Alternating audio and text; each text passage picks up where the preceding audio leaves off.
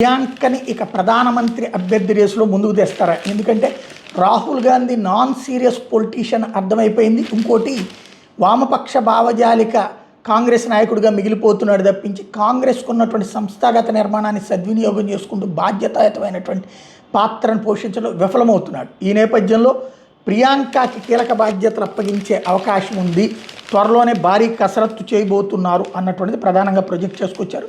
ఇది నిజమైతే ఒక అద్భుతమైనటువంటి మార్పు మలుపు అని చెప్పుకోవాలి.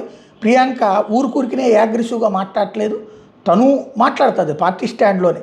దేశానికి వ్యతిరేకంగా మాట్లాడటం లాంటిది ఏది రాహుల్ గాంధీ అంత దారుణంగా అయితే మాట్లాడట్లేదు. కొన్ని మాటల్లో తేడా ఉంటుంది, బట్ అది సహజంగా రాజకీయంగా చేస్తారు.